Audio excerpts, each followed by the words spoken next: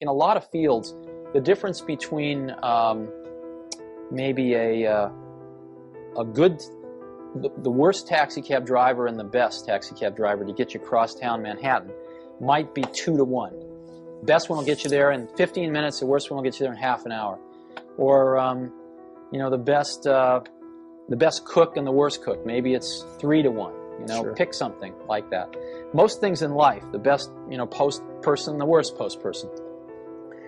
In the field that I'm in, in software in particular, the difference between the best person and the worst person is about 100 to 1 or more. The difference between a good software person and a great software person is probably 50 to 1, 25 to 50 to 1. Huge dynamic range. And therefore, I have found, and not just in software, but in almost everything I've done, it really pays to go after the best people in the world. It's painful. It's very painful when you have some people that are not the best people in the world, and you have to get rid of them. But I found that my job has sometimes been exactly that, to get rid of some of the people that didn't measure up. And I've always tried to do it in a humane way, but nonetheless, it has to be done, and it's not ever fun. Is that the hardest and most painful part of managing a company from your point of view? Oh, sure, of course. And so, but I've been, at times I've been pretty hard about it. And a lot of times people haven't wanted to leave, and I haven't given them any choices. So if somebody wanted to write a book about me, most of my friends would never talk to them, but they could go find, the handful of a few dozen people that I'd fired in my life that hated my guts.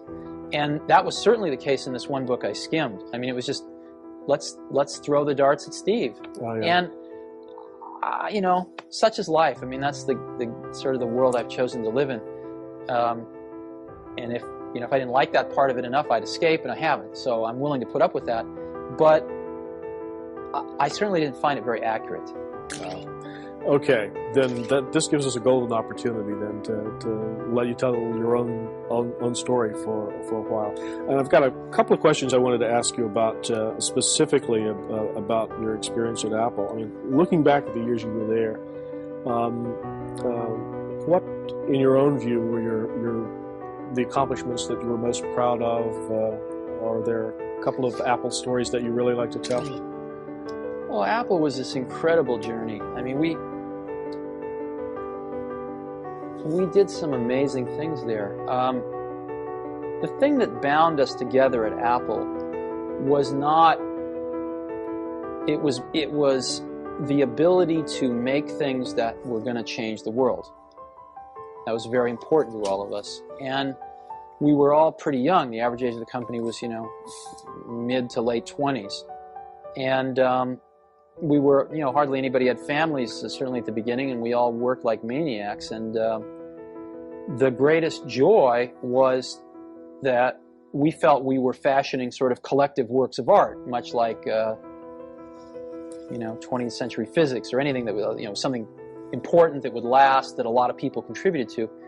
And we could actually then, after, very few people could engineer these things, but then they could give them to more people who could, as an example, build an automated factory to build them, and then they could give them to even more people who could use them. And the amplification factor was very large. I mean, in doing the Macintosh as an example, there were a core group of less than 100 people that did the Mac, and yet Apple shipped well over 10 million of them. So, and of course everybody's copied it, so if you look at what's really happened, it's in the hundreds of millions at this point in time. That's pretty large amplification, right? Yeah. Million to one. And it's not often in your life that you get that opportunity to amplify your values 100 to 1, a million to 1.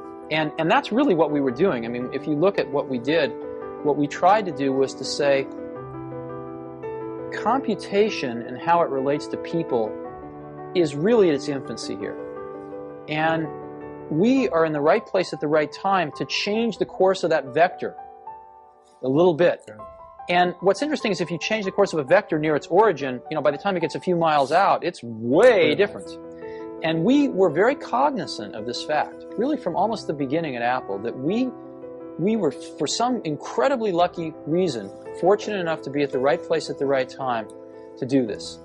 And So the contributions that we tried to make embodied values that were not only of technical excellence and innovation, which I think we did certainly our share of, but innovation in a more humanistic way. The things I'm most proud about of Apple are where those two things came together. As an example, in publishing. You know, the Macintosh basically revolutionized publishing and printing. And it was because of that typographic artistry coupled with the technical understanding and excellence to implement that electronically, those two things coming together. Things coming together where people didn't have to understand arcane computer commands to use the computer. So it was the combination of those two things that I am the most proud of, and it happened on the Apple II, and it happened on the Lisa, although there were other problems with the Lisa that caused it to be a market failure, and then it happened again big time with the Macintosh. You used an interesting word when you were describing what you were doing. You were talking about art, not engineering. That's correct. Not science. You want to talk about that for a minute? Sure. I believe that the distinction between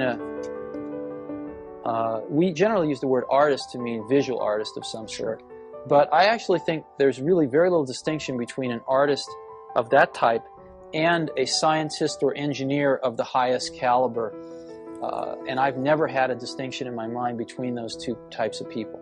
They've just, to me, been people that pursue different paths, but basically kind of headed to the same goal, which is to express something of what they perceive to be the truth around them, so that others can see it, so that others can benefit by it. And the artistry is in the elegance of the solution, like chess playing or mathematics?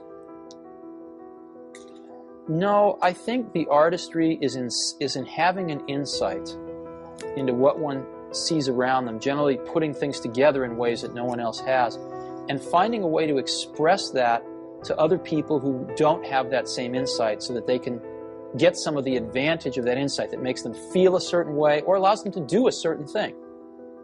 And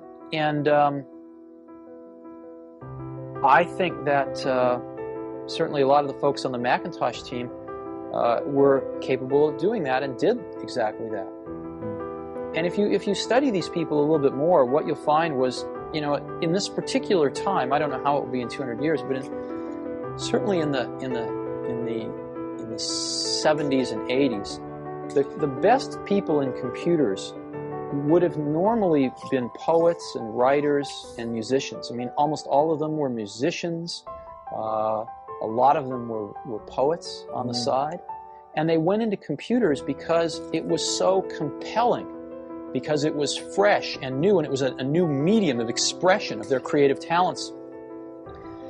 And the feelings and the passion that people put into it were completely indistinguishable from a poet or a painter. Completely indistinguishable. And I think there was a tremendous amount of, a lot of the people also were fairly shy people, or maybe fairly inward people, who put a lot of their expression about how they felt about other people or the rest of humanity in general into their work that other people would use. A lot of people put a lot of love into these products and a lot of expression of their appreciation into these things. It's hard to explain. No, it's passion in the truest sense of the word. So it's, and I don't think this is becoming less true, unfortunately. The computer industry is at a very critical juncture where those people are clearly leaving the field. What are they doing? Well, where are they going? Hard to say.